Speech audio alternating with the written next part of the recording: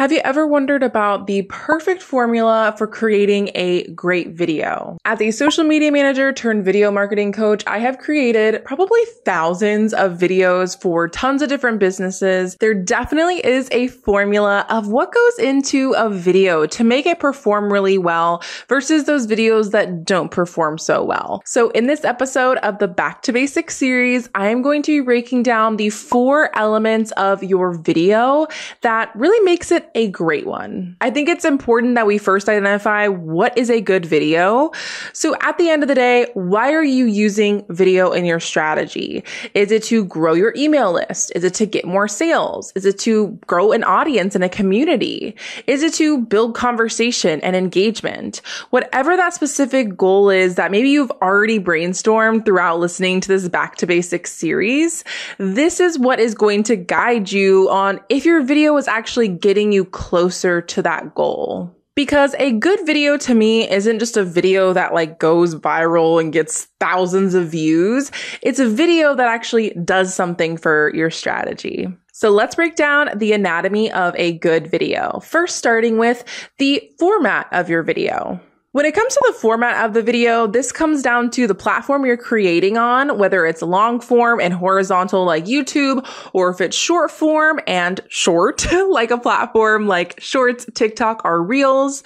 But it also has to do with the type of video that you're creating. Inside my signature video program, the Video Content Camp, I break down video content into 3 different types. And these are original video content, so they do not require trends to actually create them. First, we have talking videos, which is exactly like this video. This is where we are talking to camera or even talking with a voiceover, which can really be great for explaining something or even telling a story. Then we have a storytelling video, and this is where you're going to demonstrate or document. This is where you're going to include those vlogs or those day in the lives or those behind the scenes types of clips. But essentially, you just want to follow a 3-part story arc. I dive a lot deeper into this inside the camp, but essentially it's how you're going to tell that visual story start to ending. And then we have quote videos, which essentially is just taking B-roll footage and video clips and adding text on top. So what type of video should you create? This comes down to not only what your goals specifically are, but where you're focusing your energy in terms of platforms. I definitely don't subscribe to the idea that you need to be on as many platforms as possible, but you want to be on the platforms that your people are on. You also want to be on the platforms that you're excited about, that you enjoy being on, and that you're eager to create on. And it's definitely bonus points if you actually consume on there, because it's going to help you kind of get a lay of the land and understand how to actually create on that platform. In an ideal world, I think it's best that you have a mix of variety in your strategy, or you can always lean into what feels the best and easiest for you. For example, if you love talking, maybe you're a coach or an educator, you could totally just use talking videos in your strategy and it would make a lot of sense. But when it comes to creating a great video, you want to make sure whatever format you're creating with or wherever you're creating your video content, you're choosing this with intention. Are your people there? Do you have a good understanding of the platform? And this will lead us to the next part of this anatomy of a great video. This is the actual content, which essentially is just taking the idea that you have for your video and then actually creating the video footage. I think people get really caught up in what's trending or what the new features are. But what it really comes down to is you have to be creating good video content. It could be really long. It could be really short. You could be using hashtags. You could not be using hashtags. You could be using native text. You could not be using native text.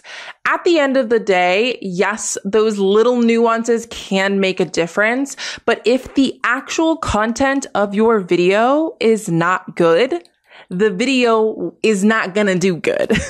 So when it comes to the idea, just really focus on, is this adding value to our social media platforms that are already saturated? And the best way to know this is to know exactly who you're creating for. Don't try to create for everyone. Focus in on one specific person. What are they needing to hear? How can they connect with you? And what can they leave with from this video? And if your video can achieve some of those things, then it is a great piece of content. And then in terms of the footage that you're choosing, there's a few different elements that go into creating good footage. You don't need a fancy camera, but maybe you want to make sure you have great lighting, or you want to make sure that your camera lens isn't smudgy. And one of the best things you can do with your video footage is actually being in it. Whenever there is a person in your video content, even if it's just a hand holding your product, it's always going to connect a little bit better than just something completely random or a piece of scenery. Having a great idea and having great quality footage is really going to help you, but you want to make sure that they support each other. I actually want to use a video for an example that I just recently posted, and it has been really taking off and not just getting a lot of great views, but it's also been getting so much engagement. It's been attracting new followers, and it's also been having a lot of people take the call to action that I put in the video, which is to join my free challenge, which you can check out in the description and show notes of this episode. So let's break down with what we already have covered in the anatomy of a great video, why this video was a great one. First, we have the format of the video. So essentially, this is kind of a mixture of a storytelling video with a quote on top. So I used a bunch of different video clips to tell a visual story. As you can see, I, the subject, am in some of those clips, so that's definitely a bonus. And I also have a quote on top. I have something that they can easily read during the duration of the video. And also the text is very clear on what the video is about and how to get more information about what I'm talking about. And in terms of the actual content, the idea is something people are already doing, like a photo dump. What if you just turn it into a video dump? And this is really me speaking to my ideal client that might already be creating feed posts, but want to be creating more videos. So this is me showing a solution of a very easy thing they can do monthly, weekly, quarterly, and it's a really easy piece of content they could create today. So that was really what the goal of the idea really was, which obviously really resonated with my people, and it also tied into the call to action I had. And also with the footage, it's really engaging. There's lots of variation and color and movement, so it makes the video extra engaging, and it really gives a visual example of what I'm talking about. Now we're moving on to the part of your video that people have a lot of thoughts on, and it is the hook. You always hear that you should be having a video hook, but what should your video hook actually be? We don't talk about that enough, so we're going to talk about it right now. Your video hook should simply do 3 things. It should tell people what your video is about. It should tell people why they should care about your video. And it should explain why they should keep watching and why they should engage or take action. And most importantly, it should do all of those things very clearly, very simply, and it should be very easy to understand. You don't need to be clickbaity or to use fancy words or use a lot of words to get your point across with a great hook. In fact, less is almost always more. These are things that I do not want you to do when it comes to your hooks. This is like my hook ickies. Hook icks? Text going too fast. And what I mean by this is when people intentionally have the text going too fast. That does not make a great video. You're like forcing people to rewatch it. We don't want to be doing that. Anything that is really like obnoxious or performative, my rule of thumb is if you would say it to your client or to a friend or to someone in person, then that is a great way of explaining your hook. But saying stop your scroll is not something I've ever said to someone in real life. So you don't need to say it in your video. And most importantly, you don't want to hook people in and then not deliver on the promise. Don't say you're going to share something that's literally going to change their life and they've never heard about it before, but then you share it and it's definitely not completely life-changing and they've heard about it before. In terms of the format of your hook, there's 3 different types that you can choose from. You can lean into curiosity or questions. Like, do you want to know more about how to create an engaging video hook? or you can provide a solution to a problem. For example, you could say, you know, video hooks are really important, but you maybe don't know how to create them. I'm going to share the 3 different types of hooks you can create. Or you can just give context with your hook. What are you watching? What is the video about? Or what are you even saying or showing?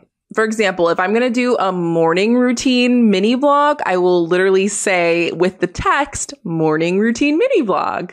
Your hook does not need to be clever. It just needs to be clear and concise. And the timing of your hook is everything. It needs to happen in those first few seconds, ideally the first 3 seconds. Keep in mind, your hook can also be something visual. It can be the text that you're adding. It can be using a green screen or a fun AR effect in those first few seconds, or even something like a jump cut to engage people into your video. Or it can literally be like what you're actually saying. And the 4th element that goes into a great video is all the extras. And keep in mind, I'm calling these extras because you sometimes don't need all of them to have a great video, but adding on the right ones can make your video even more engaging for your audience. So when adding on text and closed captions, this can be really great for accessibility. It can be really great for bringing attention to different points that you're sharing. It can be great for highlighting your hook.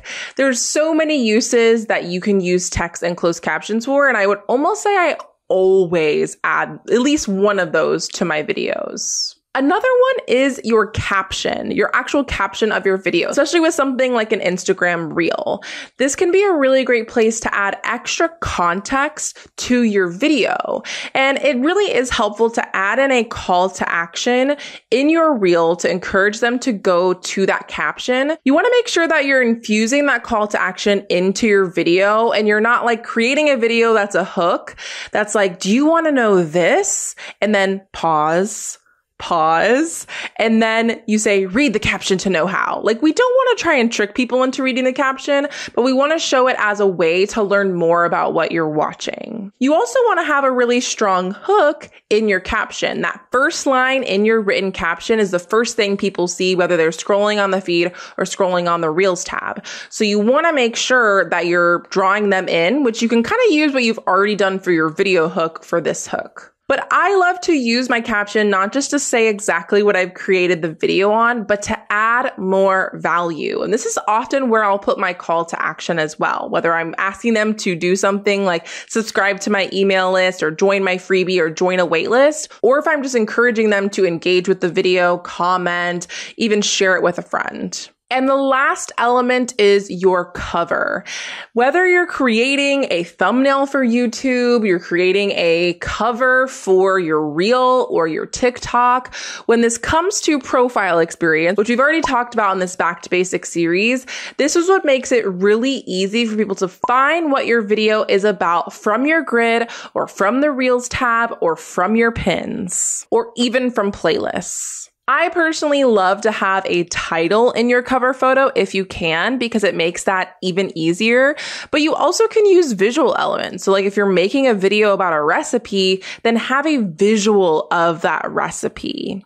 So you just want to make sure whatever cover you're choosing, that it goes with what you've already learned about in the profile experience episode, where it just has a very clear theme that ties everything together, and that it goes with the rest of your content while also helping people easily navigate it and binge your content. So creating a really great video can be very simple. It comes down to choosing the right video format and type for your video content. It also comes down to just creating really great content, whether it's the idea that you're sharing, but also how you're capturing that into your video. It means having a strong hook and not being clickbaity and doing any of the icks that we talked about in this episode. And it means adding all the right extras to your video. I hope you found this episode in the Back to Basics series so incredibly helpful. We have one more episode to go, so make sure to go back into the past episodes and binge them, catch up, because they all go together.